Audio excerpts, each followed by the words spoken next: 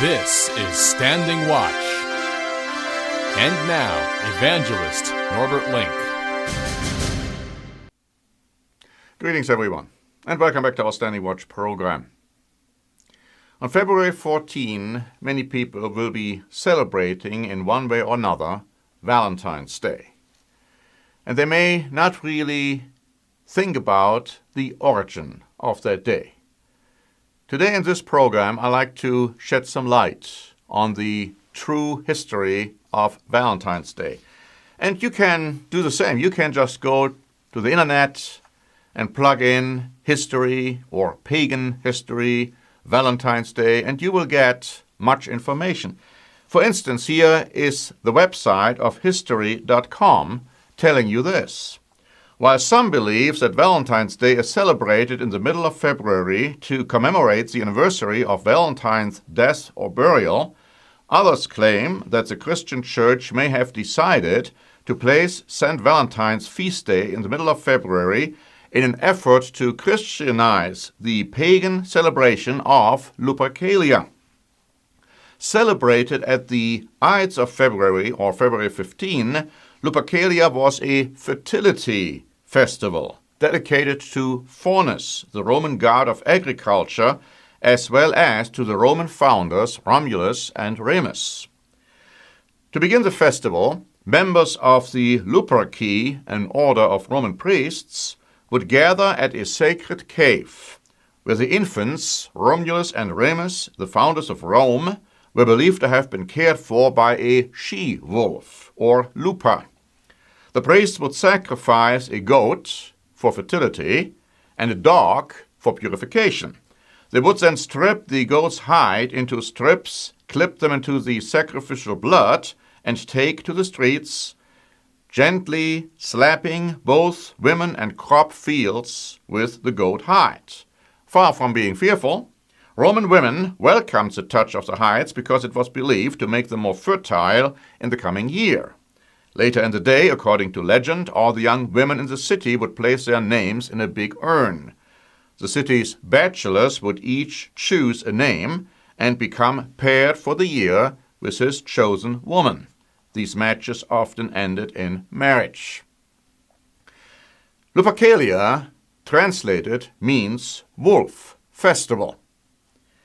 The Telegraph, that British paper, wrote on February 10, 2010, that in ancient Rome, 13, 14, and 15 February were celebrated as Lupercalia, a pagan fertility festival. This seems to be the basis for a celebration of love on this date. They point out that in about 197 AD, a Christian known as Valentine of Terni is martyred in the reign of Emperor Aurelian. According to legend, he died on 14 February, but that is likely a later embellishment. They go on to say that in about 289 AD, another Christian, Valentine of Rome, is martyred, this time under Emperor Claudius. Like his earlier namesake, Valentine of Rome is supposed to have died on February 14, but again, this is implausible. And I would add to that, absolutely it's implausible that all these martyrs allegedly died on February 14. Obviously, February 14 had a different origin. Now, the paper goes on to say that in about 496 AD, the Pope Gelasius declared February 14 to be St. Valentine's Day, a Christian feast day. This is likely, notice carefully, to have been an if you can't beat them, join them approach to the still popular pagan festival of Lupercalia. Close quote. Now, the Wikipedia Encyclopedia sheds some additional light on the true origin of St. Valentine's Day. It says that Lupercalia was a very ancient festival observed on February 13 through 15 to avert evil spirits and purify the city, releasing health and fertility. In Roman mythology, Lupercus is a god sometimes identified with the Roman god Faunus, who is the Roman equivalent of the Greek god Pan. Lupercus is the god of shepherds. And then the encyclopedia goes on to say that some authors claim that Gelasius replaced Lupercalia with the feast of the purification of the Blessed Virgin Mary. Some researchers have also claimed that the modern customs of St. Valentine's Day originate from Lupercalia customs. And from what we have seen and heard so far, this seems to be rather obvious that that is exactly what happened. Now, we have prepared a free booklet. Is that in the Bible? Man's holidays and God's holy days. And there are certain holidays which men have come up with, which the Bible prohibits from celebrating. Now, of course, then there are God's holy days, which we should all celebrate, but most people don't. Now, in this booklet, we talk about some holidays. Amongst others, Easter, Christmas, Halloween, New Year's Day, April Fool's Day, Valentine's Day, Mother's Day, Father's Day, Thanksgiving Day, birthday celebrations, and Sunday celebrations. Now, that doesn't mean that all these things I've just mentioned Christians cannot do and must not do, but some they most certainly shouldn't, especially if those days are linked with the worship of pagan gods and goddesses. As we have seen, St. Valentine's Day really has that kind of an origin. Now, in our booklet, we talk about Valentine's Day, and we make the following observations. For instance, we quote some more sources, like the Encyclopedia Britannica, the 15th edition, which has this to say about Valentine's Day. St. Valentine's Day as a lover's festival and the modern tradition of sending Valentine cards, and you might also talk about giving flowers, sending chocolate, and so on.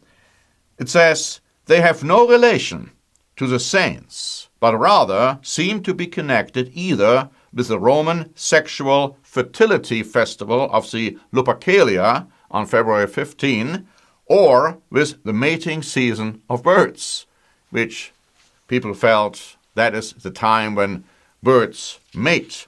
The Encyclopedia Americana states that this pairing off was, of course, linked with sexual immorality.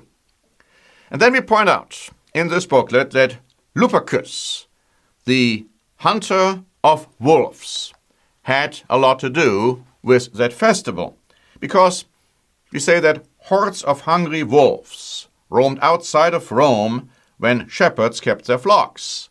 The god Lupercus was said to watch over the shepherds and their flocks and keep them from the wolves. Every February, the Romans celebrated a feast called Lupercalia to honor Lupercus, so that no harm would come to the shepherds and their flocks.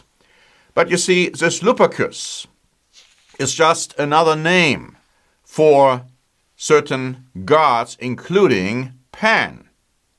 And Pan is also known as the biblical idol Baal. Of course, the Bible has a lot to say about Baal, that sun god. And if you still go further back in history, you will find that the originator, so to speak, of the Baal mythology was none other than Nimrod. Now, Nimrod is known in the Bible as the hunter before the Lord, or actually against the Lord. He is mentioned in Genesis chapter 10. He is the one who was instrumental for the building of the Tower of Babel. He created, in that sense, Babylon, and he, of course, was also the one who built Nineveh. He was the first tyrant on the world scene. He was one who was opposed to the true God of the Bible. And putting it all together, we find that Lupercus was none other than Nimrod.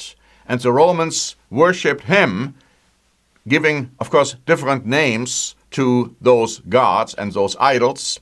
And when we today, as true Christians, are involved in the celebration of St. Valentine's Day in any manner, shape, or form, we are actually participating in a pagan worship dedicated to the sun god Baal, the one who was allegedly born on December 25, the one who allegedly died on a Friday, who allegedly was resurrected on a Sunday, the one whose tree was associated with him, and this was a fir tree. Now, do you see the connection? See, Easter, for instance, also is a fertility festival. And of course, it has nothing to do, when you think in terms of the Easter hare or the Easter rabbit and the Easter eggs, what does it have to do with Jesus Christ?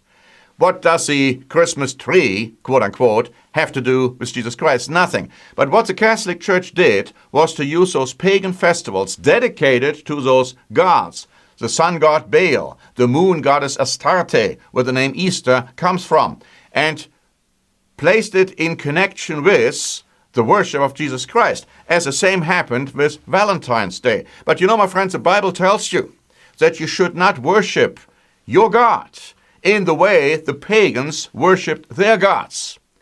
And we are being warned to worship God not in a way which is not pleasing to the one who has created you and who has created me.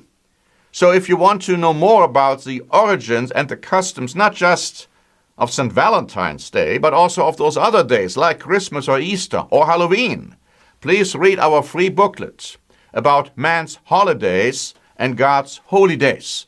And in this booklet, it is free for the asking, you will also learn what holy days you should actually keep, what God expects of you to keep. Is it Sunday?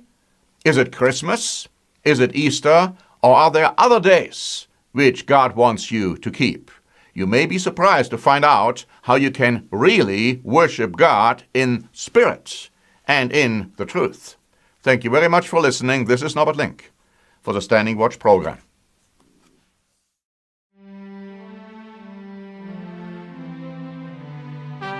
Standing Watch is a presentation by The Church of the Eternal God, P.O. Box 270519, San Diego, California 92198.